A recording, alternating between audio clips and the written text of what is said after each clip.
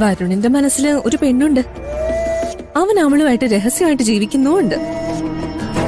ആ പെണ്ണില്ലാതായ വരുണിന്റെ മനസ്സില് നിനക്ക് കേറിപ്പറ്റാൻ പറ്റും. ഏതാ അവള്? വരുണിന്റെ ഫ്രണ്ടാണോ? അതോ വല്ലോ ഓഫീസിലോ മറ്റോ? ആ പെണ്ണിന്റെ പേര് രാധികയെന്ന. നിന്റെ ചേച്ചി.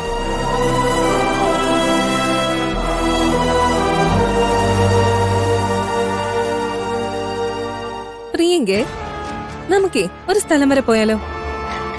ഞാൻ എങ്ങോട്ടും ഇല്ല. അല്പം കാണാൻ രസമുള്ള കാഴ്ച കാണാനാ നിന്നെ വിളിക്കുന്നേ. എത്ര നല്ല കാഴ്ചയായാലും ഞാനില്ല. രാധികയും വരുണും തമ്മിലുള്ള പ്രണയരംഗം കാണാനാണെങ്കിലോ താല്പര്യമുണ്ടോ നിനക്ക്? ഞാൻ പറഞ്ഞില്ലേ, നീ അറിയാത്ത പല കാര്യങ്ങളും ഇവിടെ നടക്കുന്നുണ്ടെന്ന്. രാവിലെ രാധിക മ്യൂസിക് സ്കൂളിൽ പോയി കഴിഞ്ഞാ അവള് തിരിച്ചു വരുന്നത് വരെ വരുണിന്റെ ടെൻഷൻ നീ ശ്രദ്ധിച്ചിട്ടുണ്ടോ? ഒരു നിമിഷം പോലും കാണാതിരിക്കാൻ പറ്റാത്ത കാമുകന്റെ മനസ്സാ. ആ ടെൻഷനൊക്കെ അവൻ തീർക്കുന്നത് രാധിക തിരിച്ചു വരുമ്പോ അവളെ സ്വീകരിച്ചുകൊണ്ടാ. ഇന്ന് മാത്രമല്ല, ഇതുവരെയുള്ള എല്ലാ ദിവസങ്ങളിലും അതങ്ങനെ തന്നെയാണ് നടക്കാറുള്ളത്. നീ ഒന്ന് എഴുന്നേറ്റ് വാ. വരുണിന്റെ മുന്നിൽ നിന്റെ ചേച്ചി എങ്ങനെയാ പെരുമാറുന്നതെന്ന് ഇന്ന് നിനക്ക് ബോധ്യപ്പെടുത്തി തരാം. പിന്നൊരു കാര്യമുണ്ട്. അരുതാത്ത കാഴ്ച കണ്ട തൽക്കാലം ബഹളൊന്നും ഉണ്ടാക്കരുത്. അഥവാ ബഹളം ഉണ്ടാക്കിയ വരുണത് എളുപ്പമാവും.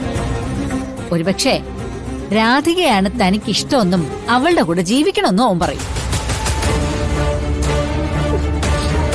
ഞാൻ വരാം. നിങ്ങൾ പറയുന്ന സത്യമാണെങ്കിൽ, വരുണിനോട് എന്റെ ചേച്ചിക്ക് ഇഷ്ടമുണ്ടെങ്കിൽ, നാളെ രാവിലെ എന്റെ ചേച്ചി ജീവനോടെ ഉണ്ടാവില്ല. ഇപ്പോഴാ നീ മിടുക്കിയായത്.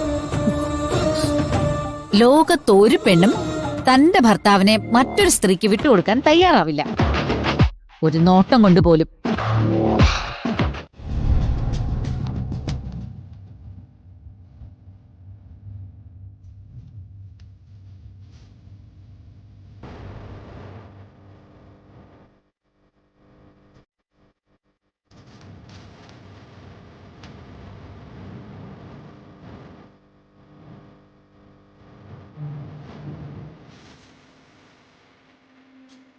ഞാൻ തന്നെ കാത്തു നിൽക്കായിരുന്നു.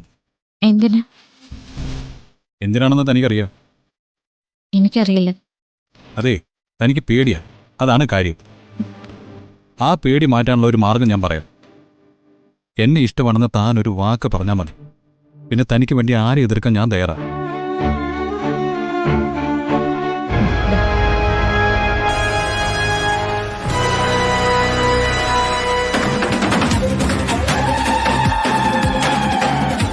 രാധിക, ഞാൻ എത്ര പറഞ്ഞിട്ട് താൻ എന്താ മനസ്സിലാക്കാത്തത്? താൻ എന്തിനാ എന്നിങ്ങനെ പരീക്ഷിക്കുന്നേ?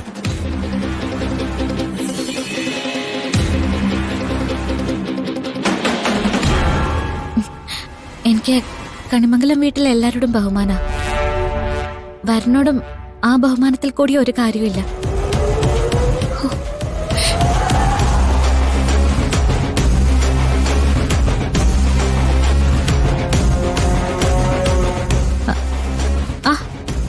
മുത്തശ്ശി എന്താ അവിടെ ദൂരെ മാറി നിൽക്കുന്നെ? ഇങ്ങോട്ട് വാ.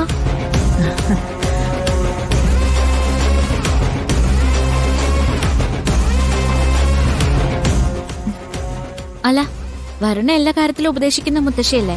ഇപ്പോ വരുണ എന്തോ ഒരു കാര്യത്തിൽ പ്രശ്നമുണ്ട്. അതൊന്ന് ചോദിച്ചറിഞ്ഞ് ഒന്ന് ആശ്വസിപ്പിച്ചൂടെ മുത്തശ്ശിക്ക്? മുത്തശ്ശി നല്ല കാര്യങ്ങൾ പറഞ്ഞു കൊടുത്താ അത് വരുൺ തള്ളിക്കളയില്ല, അതെനിക്കുറപ്പാ.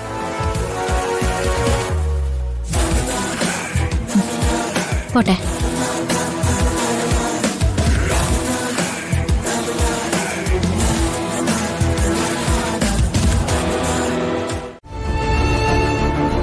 ഇപ്പൊ പൂജാമുറിയിൽ വെച്ച് എന്നെ കണ്ടായിരുന്നു.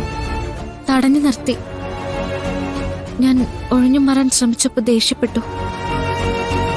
അപ്പോഴാ നിരാഹാരത്തെക്കുറിച്ച് പറഞ്ഞത്. എങ്ങനെ എങ്ങനെയെങ്കിലും സമയം കണ്ടെത്തി നീ അവന്റെ മുമ്പിൽ പോയി ചാടുന്നുണ്ടല്ലോ അല്ലേ? ഞാൻ അങ്ങോട്ട് ചെന്നതല്ല. സത്യത്തില് പൂജാമുറി എനിക്ക് ഒളിച്ചിരിക്കാനുള്ളൊരിടാ. അതുപോലെ ഇപ്പോ അയ്യോ എടുത്തി, അവളുടെ വേദന ഒന്ന് നോക്കി. ചെയ്യാവുന്നതെല്ലാം ചെയ്തു വെച്ചിട്ട് അവളൊരു പാവം കളിക്കുന്ന കണ്ടില്ലേ? അമ്മ എന്തേലും ചെയ്യണം, ഇല്ലെങ്കിൽ വരുൺ വെറുതെ വാശി കാണിച്ച്. ഏട്ടത്തി നല്ല തലവേദന എടുത്തിരിക്കുക, നീ ഒന്ന് പോയേ.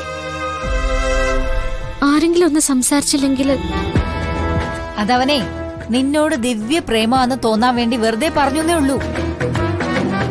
ഇതുപോലെ അവൻ എന്ത് തന്ത്രം കാണിച്ചാലും നിന്റെ മനസ്സ് മാറാൻ പാടില്ല, കേട്ടല്ലോ? പൊയ്ക്കോ, അവന് വിശക്കുമ്പോ അവനെടുത്ത് കഴിച്ചോളും. ആ അടുക്കളയിലെ ഭക്ഷണം ആവുമ്പോ കുറച്ച് പാത്രത്തിലാക്കി അവന്റെ മുറിയിൽ കൊണ്ടുപോയി കൊടുക്കൂ നീ.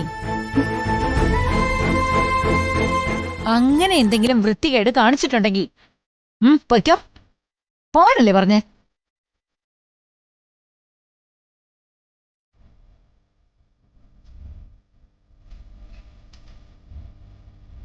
ഇതിപ്പോ വരുണിന്റെ രാധികയുടെ പ്രശ്നങ്ങൾ മാത്രം തീർക്കാനുള്ള സമയമല്ലേ ഉള്ളൂ ഏട്ടത്തി? അവൻ പറഞ്ഞത് നിസ്സാരമായിട്ട് കാണണ്ട. അവന്റെ വാശി എനിക്കറിയാവുന്നതാ.